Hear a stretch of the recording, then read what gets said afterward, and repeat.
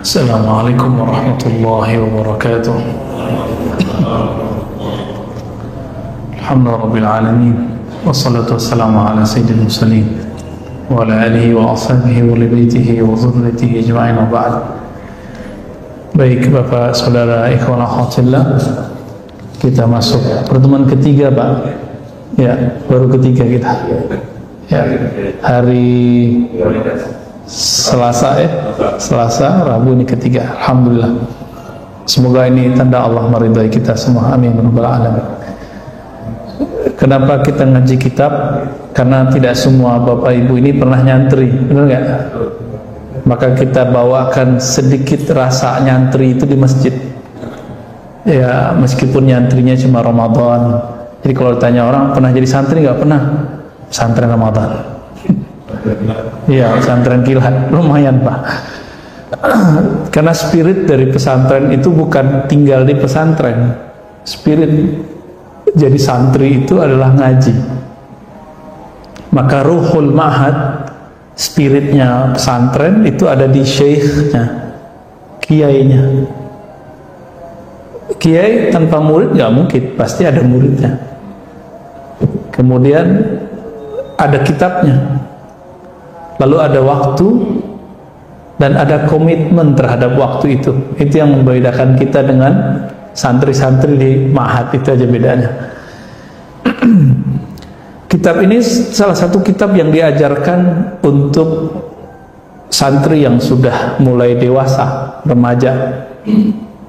Karena hajat kita kepada ilmu ini sama, mau santri mau apa sama, kan bahasa aja sama. Bedanya jika kitab aslinya 4 jilid itu agak sedikit berat jika dibaca bahkan oleh santri pemula, dan dia nggak butuh-butuh amat. Yang butuh itu nanti yang sudah remaja, dewasa, dan orang-orang seumuran kita, ya. Sebelumnya kita sudah membahas tentang ajaibul qalb, keajaiban kalbu. Kalbu ada macam-macamnya. Lalu kita membahas tentang diagnosa kalbu. Ternyata kalbu itu ada penyakit juga, ya, penyakit kalbu. Dan penyakit yang sudah kita bahas adalah al-kibr. Semoga Allah menjaga diri kita, kalbu kita, dari penyakit al-kibr, merasa diri besar, merasa diri pintar, merasa diri alim, merasa diri berpunya, bernasab, dan lainnya. Dan kita sudah bahas sebelumnya bahwa ada 7 penyebab orang bisa sombong. Nah, jika itu terindikasi ada pada diri kita, silakan diperbaharui, ya. Ada 2 dalam persoalan agama, ada 5 dalam persoalan duniawi. Kalau di kitab, ini saya sampaikan saja, kalau di kitab, kibr itu dibahas agak di tengah. Tapi pengalaman saya, kibr itu lebih awal muncul daripada hasad, lebih awal muncul daripada ghadab. Tapi kalau di sini yang duluan dibahas itu ghadab, kemarahan. Ghadab menurut versi Imam Ghazali itu melahirkan sifat hiqid. Hiqid ini di atasnya dengki. Kalau dengki ini masih di hati, hiqid ini sudah punya semacam siasat untuk menghancurkan orang yang dia nggak suka. Maka itu masih bagian dari ghadab, emosi yang tinggi atau marah. Nah, maka saya susun ini versi kita Pak, walaupun kitabnya sama. Orang setelah dia punya penyakit kibr, sombong, makanya muncul biasanya emosi yang tinggi. Ketika dia merasa tidak dihargai, dia emosi, ya. Maka lalu muncul hiqd, nanti ingin menyerang orang yang dia murkai itu. Dan semua itu ternyata di dalamnya ada penyakit baru yang tumbuh. Apa penyakit baru yang tumbuh? Yaitu hasad. Apa arti hasad? Iri. Iri masih belum bisa didefinisikan tuh. Harus didefinisikan lagi. Apa itu hasad? Hasad itu kalau versi aslinya dalam kitab Imam Ghazali dikatakan karahiyatun ni'mah wa hubbu zawaliha anil mun'am alaih. Begitu dalam kitab. Tidak suka nikmat Allah itu sampai pada seseorang, wa zawaliha anil mun'am alaih, dan menginginkan nikmat itu hilang darinya, khususnya kepada semua umat manusia, khususnya sama mukmin dan umumnya kepada sesama manusia. Ya. Contohnya, waktu dulu sekolah pernah nggak iri sama teman kita yang juara? Irinya iri apa nih? Pengen dia hancur nilainya, atau kita pengen seperti dia dan dia tetap seperti yang dia ada? Yang mana? Ini ceknya gini Pak, waktu dia salah kita senang nggak? Kalau kita senang berarti masuk ke hasad. Tapi dia bagus, lalu kita iri, ingin seperti dia tanpa ingin bahwa dia ini jatuh. Nah, ini tipis sekali, namanya ghibthah. Jadi ada iri positif, ada iri negatif. Ada dua. Iri yang negatif, tidak suka nikmat sampai kepada hamba Allah dan ingin nikmat itu hilang. Kalau iri positif, kita iri Pak. Kok orang udah punya rumah, kita belum. Makanya Bapak pada beli rumah. Kok orang punya mobil, kok kita belum. Orang punya motor, kita belum. Yang jomblo, orang udah nikah, saya belum. Gitu. Biasanya jomblo-jomblo tuh ngenes Pak. Ya. Senang sama seseorang, lah keduluan. Masih bermain dalam pikiran, langsung aja khitbah, ya kan? Langsung aja dilamar. Cuma karena para jomblo ini ada penyakit dalam hatinya, galau, tulul amal, panjang angan-angan, ntar makannya gimana, ya itu dipikirkan juga. Cuma kalau sudah ada asbab yang kita pakai, kerjaan, ambil aja. Nah ini juga bisa terjadi. Makanya ada orang melet, nyantet orang-orang yang dia suka, yang tadinya dia suka, terus orang itu nggak menyukai dia. Nah, ini bisa sampai ke sana, ya. Jadi rumusannya sederhana. Saya senang, kalau bahasa sederhananya, saya senang kalau orang itu susah. Saya susah kalau orang itu senang. Nah, itu berarti kita hasad, ya. Tapi kalau saya senang orang itu senang dan saya ingin seperti dia, namanya ghibthah, ya.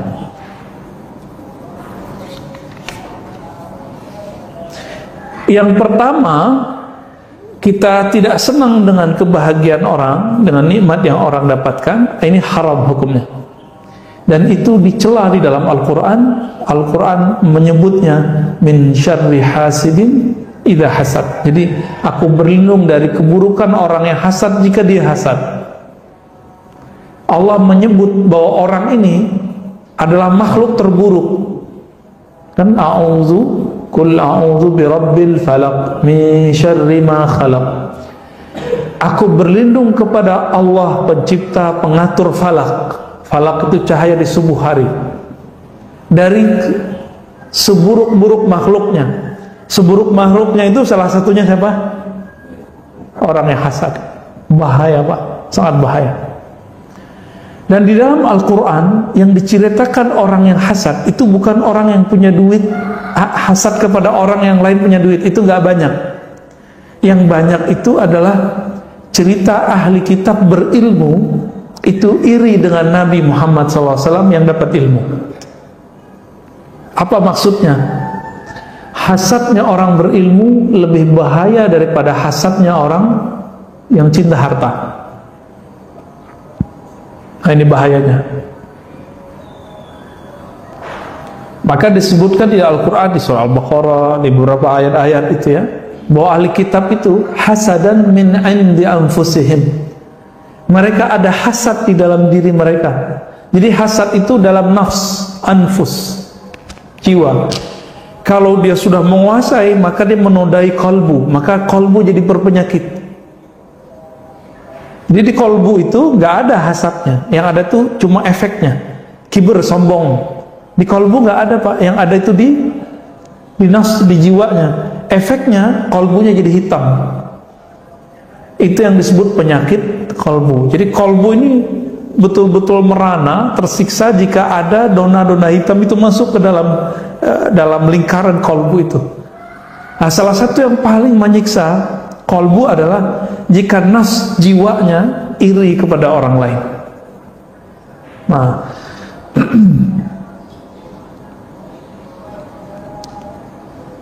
di dalam Al-Quran itu juga disebutkan, surat Al-Imran misalnya, in tamsaskum hasanatun tasu'hum wa in tusibkum sayi'atun yafrahu biha wa in tusibkum sayyi'atun yafrahu biha.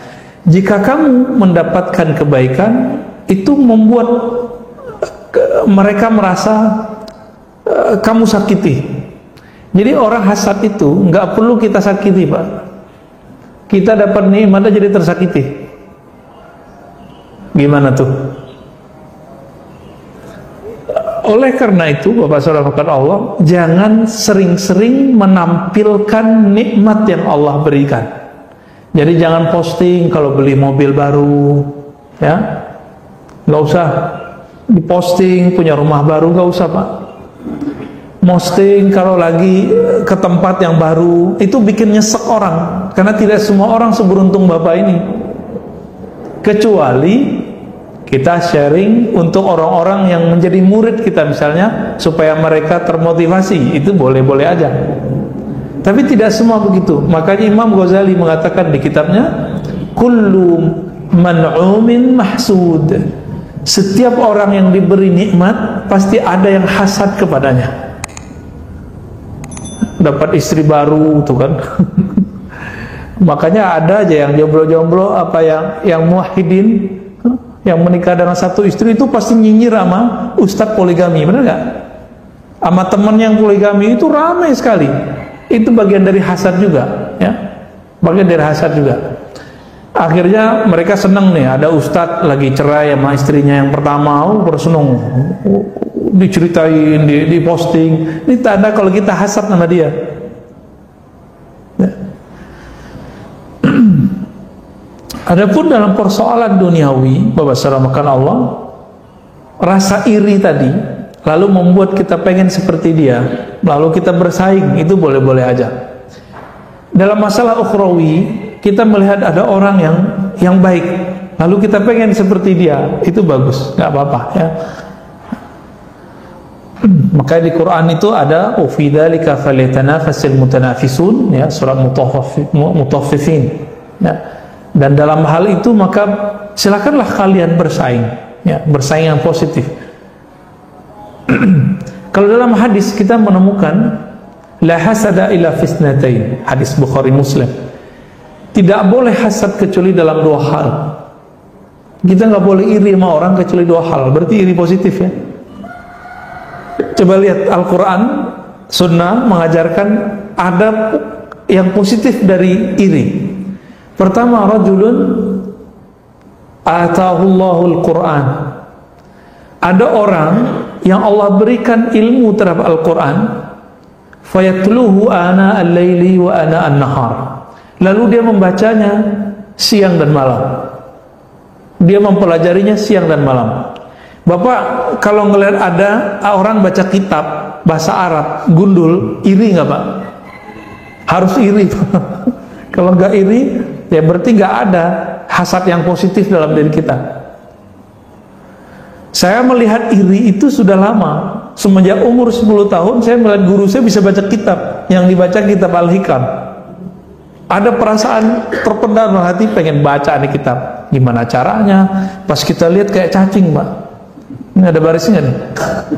Kayak cacing. Dulu kitab-kitab jadul lebih parah dari ini. Tulisannya rapat, kecil-kecil, dan nggak ada titik komanya. Kalau ini sudah ada komanya, dia dikasih oleh si pentahkiknya, ya, editornya. Di kitab jadul itu titik dan komanya fa dan waw. Ada fa, waw, koma, itu sama dengan titik koma, atau summa, atau amma ba'du. Dulu nggak ada titik koma. Kalau kita melihat ada orang bisa berzikir setiap hari, dia punya guru mengajarkan dia zikir, kita iri nggak? Ini dia belajar zikir apa sih? Ini contoh nih, mohon maaf ya. antara azan dan iqamat itu ngapain? Bengong berzikir. Zikir apa? Ya zikir aja nggak jelas gitu. Orang kalau dia punya guru zikir, itu gurunya akan bimbing dia, nih baca. Oh hadisnya kan banyak Ustaz. Iya sebanyak itu hadis. Bingung nggak milih yang mana? Nah di situ perlunya ada guru. Biasanya kalau sudah ada guru, kita akan istiqomah mengamalkan satu zikir sampai zikir itu berbuah, baru pindah ke zikir berikutnya. Harus iri sama orang begitu, iri yang positif. Sedangkan ahli kitab itu iri kepada Nabi. Nabi diberikan Al-Quran oleh Allah wahyu, tapi tidak membuat dia ingin meniru Nabi, tapi malah ingin menghancurkan Nabi. Iri yang kedua yang boleh, ya. Rajulun atahullahu malan. Seseorang yang Allah berikan harta, fa yatasaddaq bihi ana al-laili wa ana an-nahar. Lalu orang ini berinfak, membelanjakan hartanya di jalan Allah baik siang ataupun malam. Nah, ada satu makna mengenai apa makna siang dan malam. Membaca Quran, membaca kitab, berzikir siang dan malam, bersedekah siang dan malam. Apa artinya? Ternyata dalam beberapa makna di kitab disebutkan beramal di siang itu maksudnya ketika orang melihat dalam keramaian, sedangkan pada malam hari itu maksudnya beramal ketika orang tidak melihat. Nah ini yang perlu kita iri. Jadi orangnya itu dia baca Quran di sini, di masjid ataupun di rumah sama ramenya, sama rajinnya. Siang dan malam ketika banyak orang siang hari, ataupun ketika orang tidur di malam hari. Nah orang itu yang perlu kita iri, ya. Maka bersedekah juga begitu. Jadi kalau kita nama kita diketahui orang bersedekah, itu berefek ya Pak? Menaikkan status rohani nggak di sisi Allah? Enggak. Jadi perlu nggak nama kita disebut kalau kita sedekah? Hah? Nggak perlu. Kecuali Bapak punya perusahaan jualan CSR, terus pengen namanya dimasukin ke dalam daftar, ya mungkin kalau marketing. Tapi niat kan sudah nggak benar. Karena niatnya nggak benar, innamal a'malu binniyat wa innamal likulli imri'in ma nawa. Apa yang diniatkan pasti terjadi. Saya bantu orang niatnya supaya laku yang saya jual, akan Allah buat laku, tapi setelah itu dia tidak dapat apa-apa di akhirat. Baik. Apa yang membuat orang bisa hasad? Di sini ada banyak ya, tapi belum buat rumusannya. Ada 1, 2, 3, 4. Ada 4 Pak. Ini yang paling besar. Pertama, al-adawatu wal baghdha, permusuhan dan kebencian. Nah, kalau ini biasa.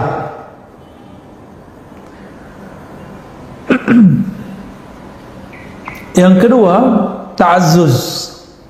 Ta'azzuz ini merasa diri itu mulia, merasa diri pantas, yang lain nggak pantas.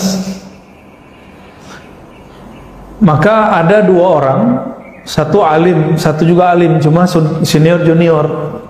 Ketika si junior lebih sukses daripada seniornya, ya si juniornya beli kendaraan sebelum seniornya.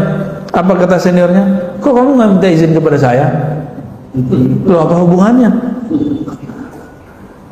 Itu bisa terjadi Pak. Dia menganggap kalau dia senior, maka si junior harus minta izin kepadanya. Iya, kalau dia pakai jalannya si senior wajar. Misalnya gini, Bapak beli rumah, terus beli mobil. Mobil itu ngelewatin jalan tetangga, cuma satu-satunya itu jalan. Baru kita minta izin. Minta izin kepada si tetangga ini.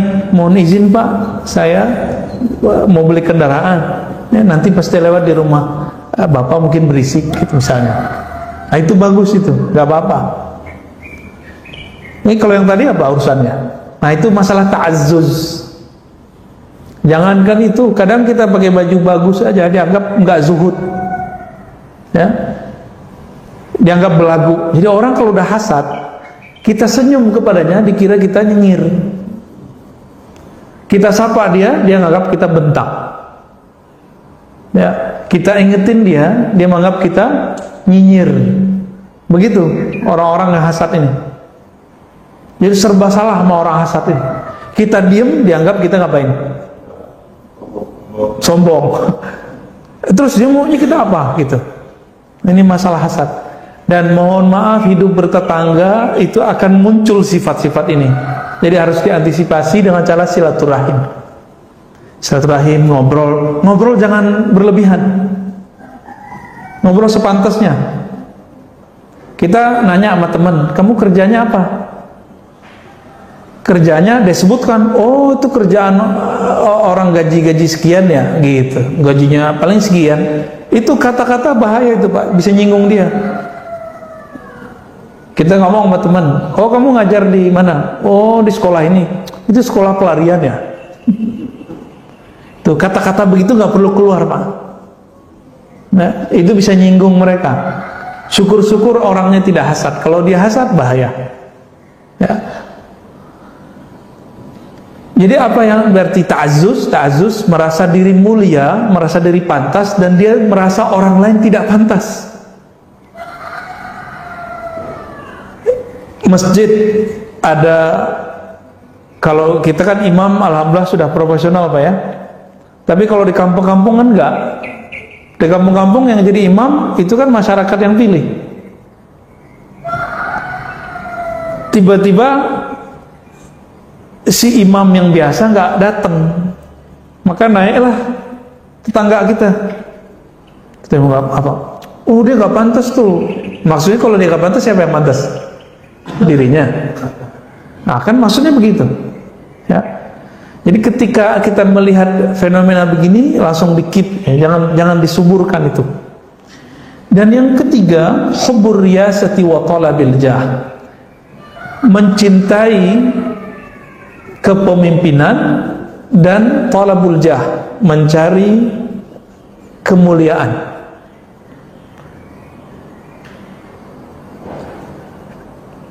Sebenarnya orang-orang kaya yang masuk ke dalam dunia partai itu dia nyari apa Pak? Dia duitnya udah banyak. Partai Golkar kan ada tuh orang kayanya masuk nyalon jadi presiden nggak lolos-lolos kan? Ya. Ada juga partai-partai yang sering ngasih bantuan ke kaki lima tuh, yang punya MNC. Ya, kurang apa dia? Duit udah banyak, TV usaha udah banyak. Apa kurangnya dia? Istri cantik, mobil banyak, rumah bagus. Kurangnya apa? Dia nggak kurang apa-apa Pak. Dia pengen yang ini nih, mencari riasah, mencari kepemimpinan dan kemuliaan. Materi udah punya, nah dia mau cari imateri. Dia kira imateri itu salah satunya ingin berkuasa. Nah, yang paling lucu orang gampang dibisik-bisikin. Maka sekelas raja dangdut aja kenapa? Padahal dia kan ustadz juga tuh. Kata orang nama dia, Bang Haji. Kalau bukan Bang Haji yang maju, siapa lagi yang maju? Negerinya hancur. Wah, iya juga ya. Akhirnya dia buat partai ya, syukurnya partainya nggak inilah, akhirnya dia nggak terjun banyak. Karena kasihan, sudah seumur beliau, ya nikmatilah masa pensiunnya. Jadi pembisik-pembisik ini bahaya Pak.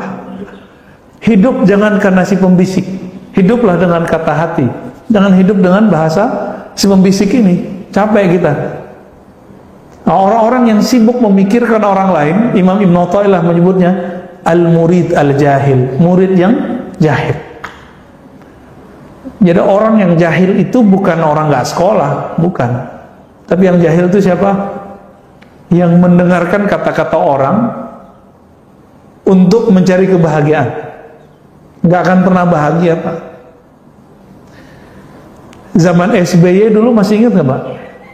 SBY itu takut dikritik. Maka dia, ini saya ketemu dengan salah satu pejabat di Malaysia, ketemu SBY, ya, atau satu majelis dengan SBY. Itu SBY ngomong apa? Nangis karena wartawan itu betul-betul berani sama presiden. Cuma karena dulu naikin harga Pertamina, ya, Itu langsung dikatakan oleh mahasiswa di kampus dulu, SBY kafir. Ya gak ada urusannya sih sebenarnya, kafir menaikin bensin. Tapi dia nangis. Makanya SBY itu banyak diamnya, hati-hati. Versi orang yang berbaik sangka. Kalau versi orang gak baik sangka disebut apa? Kalau kita nyebut dia nih lamban. Nah ini versi siapa nih?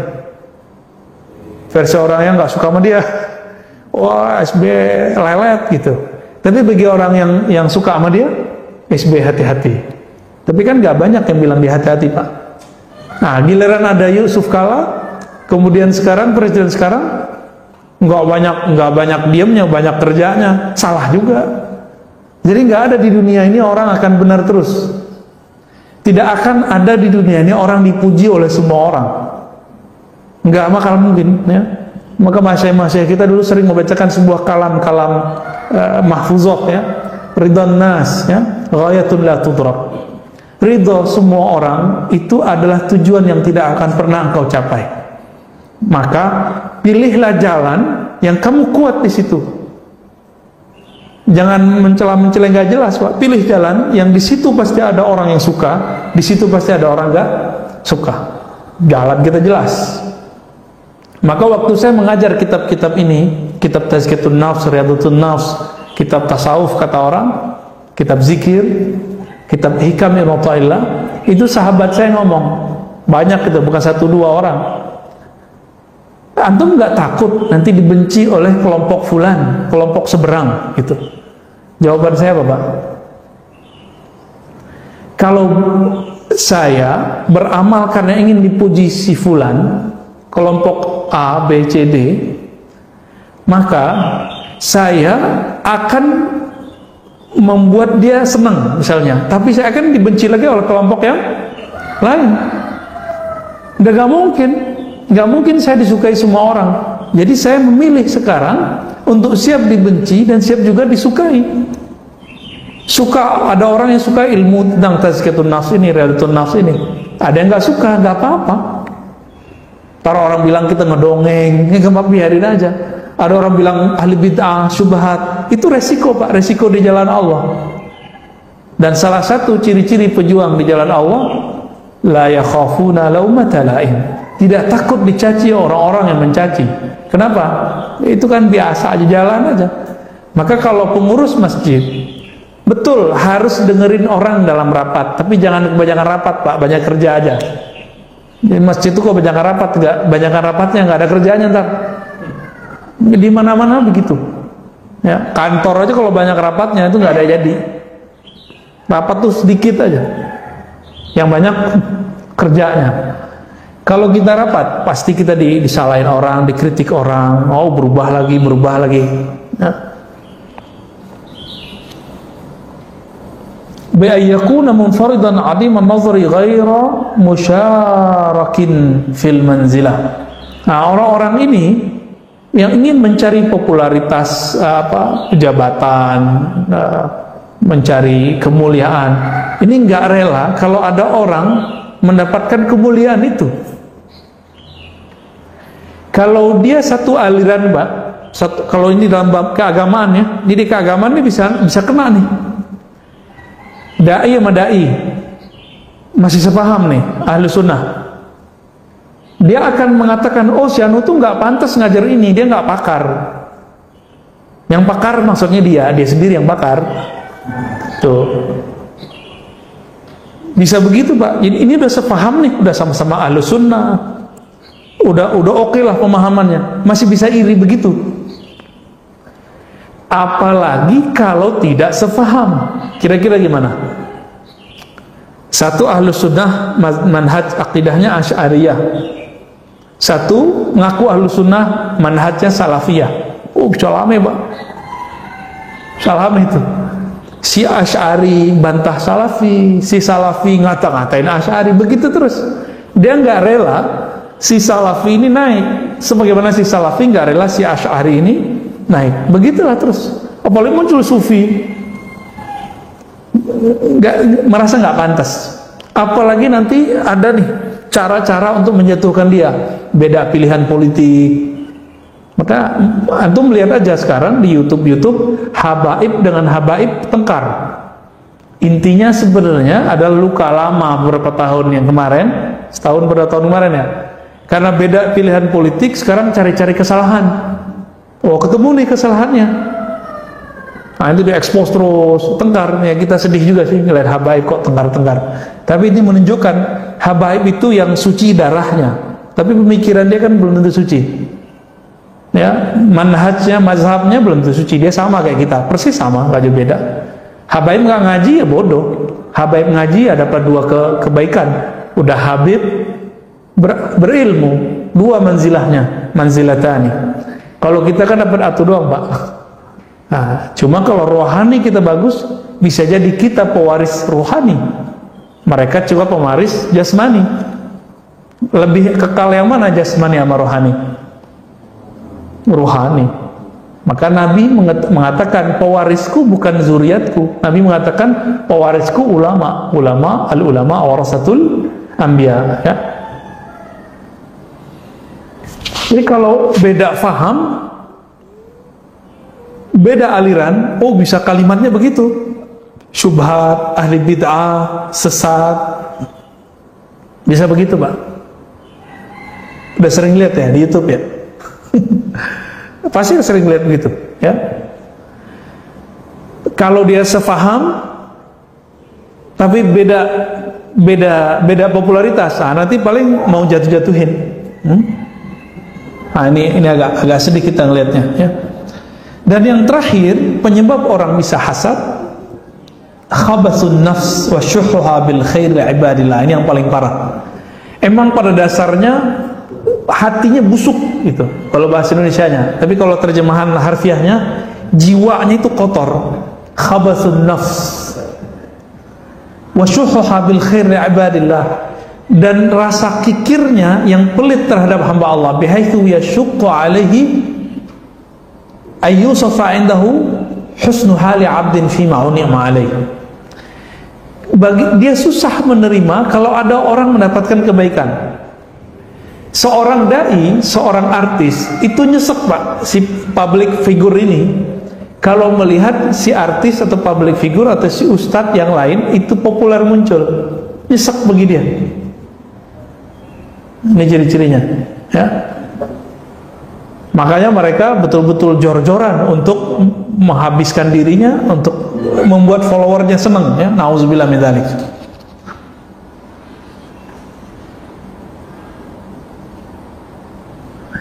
Nah, kalau empat ini masuk dalam diri, udah semi-semi kafir, Pak. Empat yang tadi, ya. Kebencian. Ya, benci ini kan sebabnya macam-macam, ya. Beda paham, beda politik, beda strata ekonomi, ya. Ta'azzuz, merasa diri pantas, mulia, mencari riasah. Apa arti riasah tadi? Kepemimpinan, wa talabil jah, mencari jah, tuah, ya, kemuliaan. Dan yang terakhir, emang jiwanya kotor. Nah, rata-rata jiwa kita kotor, Pak. Jadi jiwa itu pada dasarnya dia kotor. Meskipun dia kotor, kolbu kan ada cahaya. Maka kolbu ini nanti akan membersihkannya. Maka ada jalan pintas untuk menghabiskan ini. Kalau beliau memberikan di sini beberapa cara, ya. Jalan pintas untuk membersihkan kolbu dari penyakit-penyakit kolbu, khususnya hasad, adalah memasukkan nama Allah ke dalam kolbu. Artinya berzikir dengan kolbu sebanyak-banyaknya. Jika dosanya dosa fisik, cukup dengan zikir pagi sore selesai.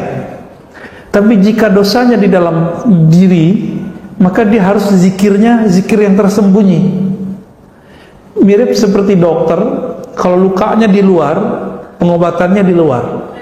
Kalau lukanya, penyakitnya di dalam, itu harus dioperasi, benar nggak? Nah, operasi terbesarnya itu adalah zikrullah. Likulli syai'in siqalah. Begitu dalam asar riwayat Imam Baihaqi. Setiap sesuatu itu ada cara untuk membersihkannya, mengobatinya.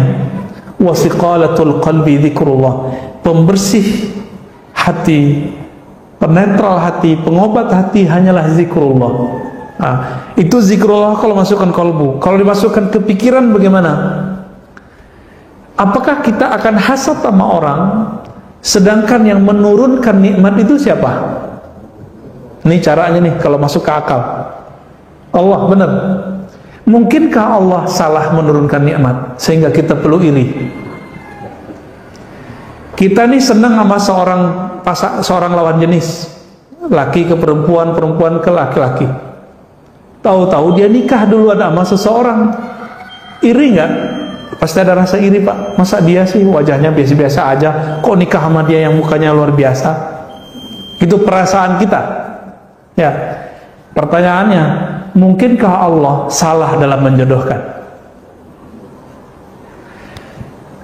Tetangga kita dapat rezeki, kita mikir seharusnya saya itu. Teman kita dipromosiin, gajinya naik, kita berpikir seharusnya saya itu. Pertanyaannya diulang lagi, itu yang ngatur siapa? Allah bukan? Allah. Mungkinkah Allah salah ngirim rezeki orang ini? Kalau begitu, orang yang hasad, dia sebenarnya sedang berprasangka ke makhluk yang dapat nikmat atau kepada Khalik? Kepada Khalik. Saya kalau gitu bukan berarti Allah berada di satu tempat, Pak ya. Ini menunjukkan Allah maha tinggi gitu aja, secara mutlak, bukan tinggi arah. Allah maha hebat. Ini karena tubuh kita butuh isyarat, ya. Jadi orang yang hasad itu, dia sebenarnya berprasangkanya ke siapa? Ke Allah. Itu masalah dia. Maka dosanya orang hasad ini bukanlah karena dia jahat ke makhluk Allah saja, tapi dia salah memahami tentang Allah. Dia menuduh Allah itu salah kirim. Nah, dan saya sudah berulang-ulang mengatakan, Allah itu apakah kalah canggih daripada JNE, Tiki, Pos? Itu kalau kita ngirim barang, namanya kita tulis, jalannya, rumah-rumahnya, kita kirim, nyampe nggak, Pak? Mungkin ketuker nggak? Persentasenya berapa tuh ketuker? Kecil sekali. Ya mungkin 98% itu nyampe semua. Paling 2% rusak atau meledak di tenggelam gitu ya, atau busnya hancur yang bawa. Tapi di luar itu gimana? Banyak nyampenya kan? Itu yang tiap hari pesan-pesan Lazada, tiket.com, ibu-ibu tuh. Ya, mas-mas ini juga kayaknya ini sama kayaknya. Itu gimana? Salah kirim nggak dia? Enggak, paling salah kirim barang. Ya, kita pilih warna merah, dia kirim warna biru. Tapi nyampe barangnya. Kenapa? Alamatnya jelas. Rezeki Allah itu dikirim, Pak, dari langit. Wa mimma razaqnahum yunfikun, dan dari rezeki, dari barang nikmat yang kami rezekikan kepada mereka, itu mereka infakkan. Berarti ada kalimat kami rezekikan. Nahnu narzuqukum, kamilah yang memberi rezeki kamu. Itu ayatnya jelas. Kalau terjemahan hari ini, kamilah yang mengirim secara rigid, detail rezeki kamu masing-masing. Maka tidak akan ada yang ketukar jodoh, nggak ada yang ketukar rumah, ketukar duit, ketukar gaji, nggak bakal ada. Kalau sudah paham begini, masih perlu nggak hasad sama teman yang pangkatnya sudah duluan naik, rezekinya sudah duluan naik? Ya, Ustadz masih atu aja Ustadz ya, masih atu dia. Ketemunya udah dua, iri, nggak perlu iri. Kalau emang jatah pasti dapat. Kalau nggak di sini ya di surga, kan gitu. Jadi orang-orang yang hasad ini, masalah dia sebenarnya adalah kepada Allah, kepada makhluk itu adalah turunannya. Karena dia terhijab, terhalang memandang Allah, tidak memahami Allah, maka dia berprasangka kepada makhluk, pada hakikatnya sedang menyalahkan Allah Subhanahu wa Ta'ala. Ada demikian, ada dua tuh obatnya. Yang pertama di kolbu, banyak-banyak zikir. Maka cari ahli zikir kolbu, nanti diajarin, Pak, cara zikir di kolbu. Jangan cuma zikir di lisan doang. Ya, Sayyidina Hasan Al-Basri mengatakan, saya suka zikir dengan tangan, zikir dengan lisan, dan dengan kolbu saya. Berarti ada zikir kolbu. Nah, itu ditalkinkan dari ahli kolbu. Talkin itu dibimbing. Talkin bukan hanya untuk orang yang sakarat atau udah mati. Orang yang mau mati lebih butuh. Karena kita yang butuh, Pak. Masalah orang iri nggak iri kan masalah di sini. Ya. Dan yang kedua itu dalam ilmunya. Nah, ilmu mengenai cara menghapus iri tadi. Ternyata iri ini berkaitan langsung dengan Allah Subhanahu wa ta'ala. Semoga kajian ini bisa membuka sedikit yang terbuka dari kolbu yang mungkin menyimpan hasad. Semoga dengan kajian ini penyakit hasad di kolbu kita Allah sembuhkan. Amin ya rabbal alamin.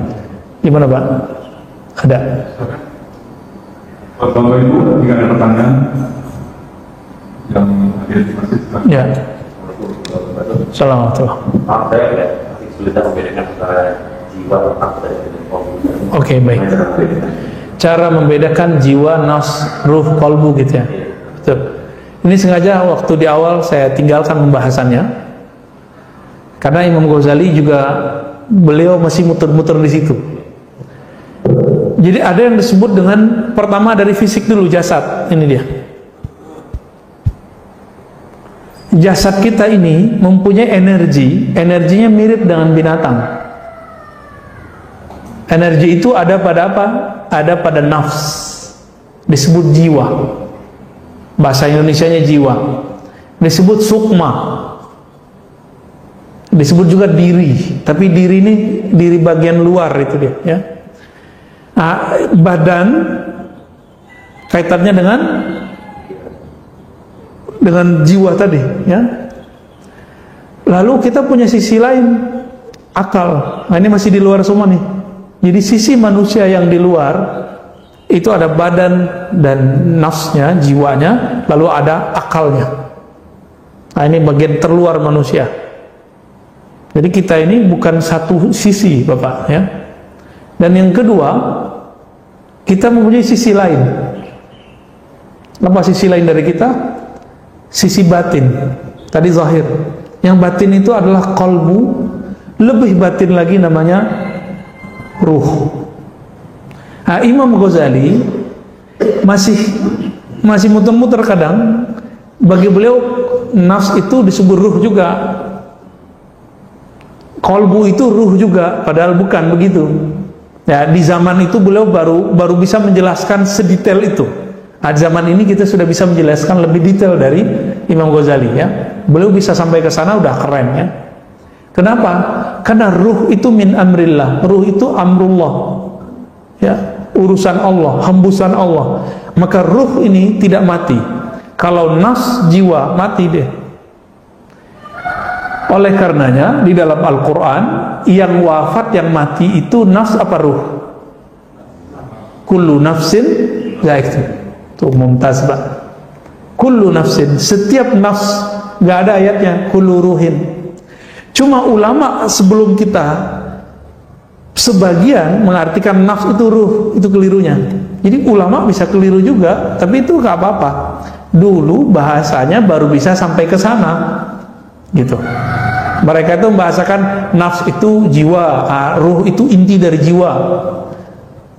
Padahal pembahasannya lebih dari itu. Jadi yang mati cuma nafs. An-nafs ini kadang punya karakter binatang, disebut dengan an-nafs al-ammarah. Insyaallah lah di Senin depan, ya, saya bahas tentang tingkatan nafs berdasarkan kitab ini juga. Sampai nanti ada nafs mutmainnah.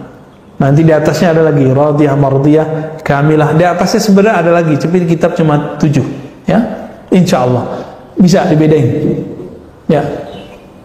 Kalau kita kan kemarin kita kaji awal Maret, silakan Pak. Iya. Dan dalam semua kasus ini kayak kita harus pasti ada yang bisa kemudian kita harus mengalami dengan singkir. Penyakitnya jika dia di dalam diri, nodanya dihilangkan dengan zikrullah. Tapi paradigmanya harus dihilangkan dengan ilmu. Paradigmanya, orang hasad itu kan karena konsep berpikirnya nggak bener, nggak, cara benerinnya pakai ilmu, maka ada ilmunya. Tapi bekas yang ada di kolbu, kan dia setiap kali kita dosa itu kan ada hitam di kolbu. Itu cara ngilanginnya apa? Zikrullah. Nah, guru-guru kita dulu ada yang pakai metode ngaji aja, ada yang pakai kolbu aja. Nah, yang pakai kolbu doang tuh orang-orang tarekat sufi itu, dizikir aja. Kalau berhasil baru hilang irinya. Tapi faktanya nggak juga, banyak orang tarekat hari ini iri-iri juga, Pak. Contohnya ada rebutan jadi mursyid, rebutan jadi wakil talqin, gurunya meninggal rebutan siapa yang gantiin gurunya. Itu kan berarti belum beres di kolbunya. Kenapa? Karena baru di tataran zikir kolbu, belum sampai kepada paradigma. Paradigma itu yang membersihkan cuma ma'rifat ilmu. Nah, ilmu itu nanti yang konsumsi ruh kita yang konsumsi. Kalau udah masuk ke dalam ruh, dia otomatis permanen. Pemahaman yang saya sebutkan ini, kalau yang konsumsi ruh Bapak, itu permanen langsung, Pak. Nanti setiap kali ada orang mau kita hasad, nanti ditolak oleh ruh kita. Tapi kalau baru masuk di kolbu, zikirnya, kalau nggak zikir, hasad lagi. Nah, ini kelemahannya. Jadi zikir-zikir tarekat sufi itu masih punya kelemahan, karena dia baru sampai pada tataran kolbu. Berarti ilmu ma'rifat itu ada yang dipegang oleh sufi, tarekat, ada yang dipegang oleh para wali-wali yang tinggi. Nah, mereka adanya di ilmu ma'rifat. Nah, Imam Ghazali yang megang itu salah satunya. Beliau sudah di atas itu semua. Maka beliau pangkat kewaliannya kan sudah sampai kutub namanya. Kutub ini sudah poros di zaman itu, ya. Nah, Imam Ghazali ini kalau ada persoalan kolbu, dia sudah bisa ngobatinnya baik dengan cara ma'rifat atau dengan cara zikrullah. Nah, zikrullah itu dia sebutkan di dalam kitab Kimya Us-Sa'adah. Dalam kitab Ihya Ulumuddin disebutkan dua-duanya. Zikirnya, tapi tidak terlalu detail, yang paling banyak ilmunya. Maka beliau mengasih judul Ihya Ulumuddin, menghidupkan ilmu-ilmu agama. Tapi orang terjebak dengan kulit-kulitnya. Yang dilihat hadisnya kok ada yang dhaif, gagal paham. Padahal maksud Imam Ghazali bukan itu. Maka di luar sana kalau ada orang mencoba mengkritisi kitab Ihya Ulumuddin, itu karena dia gagal baca. Tujuan Imam Ghazali kan bukan untuk menampilkan ini hadis dhaif tidak dhaif. Itu ke ahli hadis. Imam Ghazali ngomong kolbu, maka kalau mau kritisi Imam Ghazali, kritisi konsep kolbunya. Mau dikritisi tentang hadisnya, nggak nyambung, ya. Nah, ini di luar ini kita lihat banyak yang gagal paham, gagal fokus. Ya, ini zaman banyak gagal paham, Pak. Semoga kita dijaga oleh Allah SWT. Cukup ya? Ada yang mau dibacain? Ada yang minta diajarin zikir bersih kolbu? Kalau ada ahli zikir di kampung yang nonton, ahli zikir bersanad ya, silakan belajar ke beliau. Gitu aja ya. Jadi nggak mesti ke kita. Dan saya tidak mengizinkan ngambil zikir lewat YouTube, lewat Facebook. Bagi saya itu haram. Karena nanti dia nggak bisa bedain pengalaman ruhani dengan halu. Ntar kalau datang ke dokter kan jadi bingung. Kamu mendengarkan suara-suara nggak? Dia bingung tuh suara-suara apa itu. Kalau dia ahli zikir bersanad, dia bisa bedain. Ini namanya mukasyafat, penyingkapan kolbu. Ini namanya halu, ya, halusinasi. Itu beda, Pak. Nah, dan kita sudah ketemu beberapa orang yang berzikir lewat YouTube. Kan di YouTube banyak ijazah-ijazah, nggak jelas sumbernya dari mana. Sekarang udah separuh-separuh gila. Ya, ada teman kita di Makassar kemarin ngabarin, dia ngambil ijazah-ijazah umum yang ada di YouTube. Gila Pak sekarang. Ya, tetangga saya juga tetangga teman kita yang ikut ngaji di Ribat juga cerita begitu. Iya nih, teman kita ngaji lewat YouTube, zikirnya diamalin. Udah gini aja, kalau belum ketemu guru zikir, nggak usah zikir dulu deh, ngaji aja, ya, ngaji aja. Karena zikir itu wajib ada pembimbingnya. Orang manah aja ada pembimbingnya biar nggak salah panah. Zikir itu lebih dahsyat dari manah, Pak. Orang kesurupan cukup dibacain nama Allah di sini dia sembuh langsung. Itu kalau zikirnya oke di kolbunya. Kenapa ada orang meruqyah pakai baca Quran nggak sembuh-sembuh? Karena di kolbunya pembaca Quran ini belum masuk nama Allah dan kalam Allah itu. Tapi kalau kolbunya sudah masuk nama Allah, dia datang aja udah sembuh itu orang kadang. Kalau enggak juga ditepuk, kalau enggak ya diapain kayak gitu. Sembuh Pak biasanya. Kalau di kolbunya sudah masuk nama Allah. Nah kalau enggak nanti jadi aneh ya. Jadi tolong jangan belajar zikir lewat YouTube, lewat sosmed. Belajar zikir langsung ke ahli zikir. Karena zikir itu tempatnya di kolbu, harus datang ke ahli kolbu, bukan di kolbu YouTube. Ya, nggak ada kolbu YouTube Pak. Udah ya. Saya rasa cukup teman-teman karena Allah. Insya Allah jika umur panjang kita lanjutkan di Senin depan. Besok mungkin dengan Ustadz Zulfikar ya. Jadi, baik. Nasallallahu al-afwa wal afiyah lana wa li walidina wa li masyaykhina wa li sa'iril muslimin wal muslimat. Subhanakallahumma wa bihamdika asyhadu an la ilaha illa anta astaghfiruka wa atubu ilaik. Sallallahu alaihi Muhammad. Assalamualaikum warahmatullahi wabarakatuh.